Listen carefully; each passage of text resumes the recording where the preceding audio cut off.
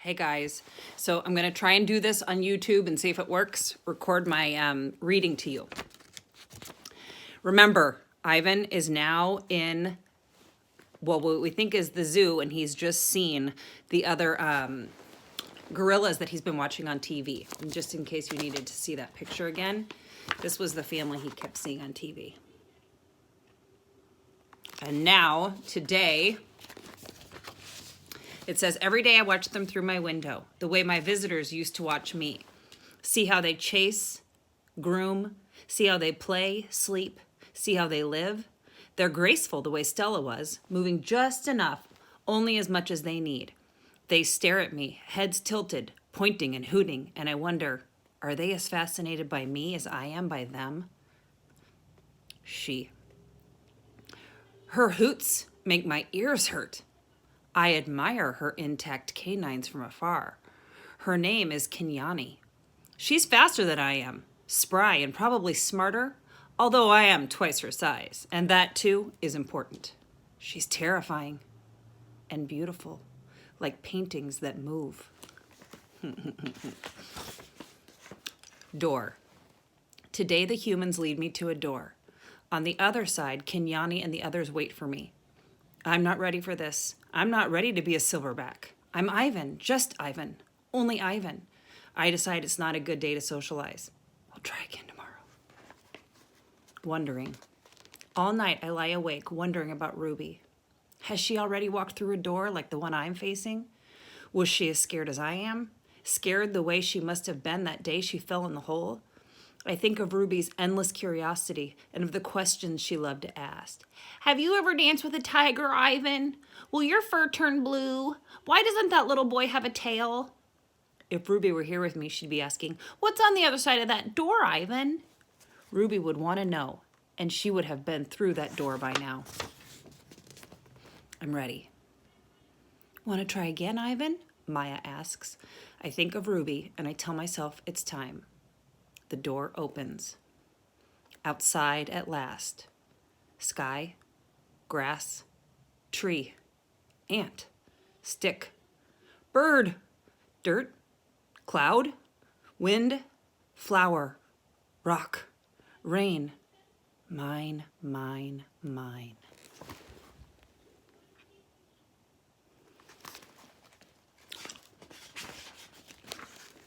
Oops. I sniff, approach, strut a bit, but the others don't welcome me. They have sharp teeth and loud noises. Did I do something wrong? Kenyani chases me. She throws a stick at me, and she corners me. I know she's testing me to see if I'm a true silverback, one who can protect her family. I cower and hide my eyes. Maya lets me back into my cage. What it was like. I lie awake and try to remember what it was like being a gorilla. How did we move? How did we touch? How did we know who was boss? I try to think past the babies and the motorbikes and the popcorn and the short pants. I try to imagine Ivan as he might have been. Pretending. The juvenile male approaches. He's eyeing my food hungrily. I imagine a different Ivan, my father's son. I grumble and swat and swagger. I beat my chest till the whole world hears. Kenyani watches, and so do the others. I move toward the young upstart, and he retreats, almost as if he believes I'm a silverback, that I'm pretending to be. Nest. I'm making a nest on the ground. It isn't a true jungle nest. The leaves are inferior and the sticks are brittle. They snap when I weave them into place. The others watch, grunting their disapproval. Too small, too flimsy. That's an ugly thing to see. But when I climb into the leafy cradle, it's like floating on treetop mist. Remember, to Ivan, he's never slept in a nest the way he was supposed to have. So whether the others like it, pretty cool. More TV. Maya wants me to go back to my glass cage. I can tell because she's tempting me toward the door with the trail of tiny marshmallows. I try to ignore her. I don't want to leave the outside. It's a cloudless day, and I found just the right spot for a nap. But I relent when she adds yogurt raisins to the trail. She knows my weaknesses too well. In the glass cage, the TV is on. It's another nature show. Jerky and unfocused.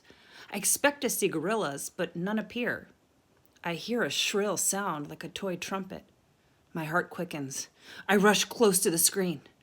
And there she is. Ruby. She's rolling in a lovely pool of mud with 2 other young elephants. Another elephant approaches. She towers over Ruby. She strokes Ruby and nudges her and makes soft noises. They stand side by side just the way Stella and Ruby used to do. Their trunks intertwined. I see something new in Ruby's eyes and I know what it is. It's joy. I watch the whole thing and then Maya plays it again for me and again. At last, she turns off the TV and carries it out of the cage. I put my hand to the glass. Maya looks over. Thank you, I try to say with my eyes. Thank you. It. Kenyani ambles towards me. She taps me on the shoulder and knuckle runs away. I watch her, arms crossed over my chest, and careful not to make a sound. I'm not sure what she's doing. She ambles back, shoves me, and dashes past. And then I realize what's happening. We're playing! We're playing tag! And I'm it. Romance. Make eye contact. Show your form. Strut. Grunt. Throw a stick. Grunt some more. Make some moves. Romance is hard work. It looks so easy on TV. I'm not sure I'll ever get the hang of it. More about romance. I wish Bob were here. I could use some advice. I try to recall all the romance movies we watched together. I remember the talking, the hugging, the face licking. I'm not very good at this, but it's fun trying. Grooming.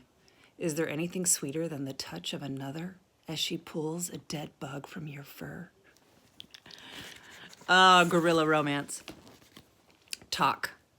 Gorillas aren't chatty like humans, prone to gossip and bad jokes, but now and again we swap a story under the sun. One day it's my turn. I tell my troop about Mac and Ruby and Bob and Stella and Julia and George, about my mother and my father and my sister. And when I'm done, they look away silent. Kenyani moves closer. Her shoulder brushes mine, and we let the sun soak into our fur. Together. The top of the hill. I've explored every nook and cranny of this place, except for a hill at the far end where workers have been repairing a wall. They're finally gone. They have left behind fresh white brick and a mound of black dirt. While the others laze in the morning sun, I want to explore that hilltop. They've been there before, and I have not. Everything is still fresh to my eyes. I take my time going uphill, savoring the feel of grass on my knuckles. The breeze carries the shouts of children and the drowsy hum of bumblebees. Near the top of the hill is a low-limbed tree, the kind my sister would have loved. The wall is endless, clean, white, stretching far down to the habitats beyond my own. It's high and wide, carefully built to keep us in and others out. This is, after all, still a cage. It rained last night, and the pile of dirt is soft to the touch. I scoop up a handful and breathe in the loamy smell. It's a rich brown color, heavy and cool in my palm. And the wall waits like an endless, blank billboard. It's a big wall, but it's a big pile of dirt, and I'm a big artist. I slap handfuls of mud on the warm cement. I make a handprint.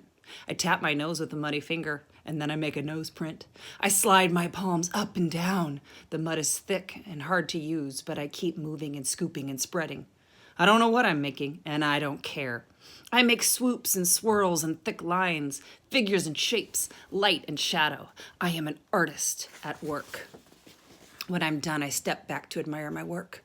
But it's a large canvas, and I'd like to get a better view. I go to the thick-limbed tree and grab the lowest branch. I try to swing my legs. I land hard. I'm too big to climb, I suppose. I try again anyway, and this time I pull myself onto the first limb, grasping for breath. One more limb. 2. I can't go any farther. Perched halfway up the tree, I can see my troop still dozing contentedly. I take in the wall, splattered and splashed with mud. Not much color, but lots of movement. I like it. It feels dreamy and wild, like something Julia might have made. From my seat in the tree, I can see beyond the wall. I see giraffes and hippos, I see deer with legs like delicate twigs. I see a bear snoozing in a hollow log. And then I see elephants. And I'm stopping there.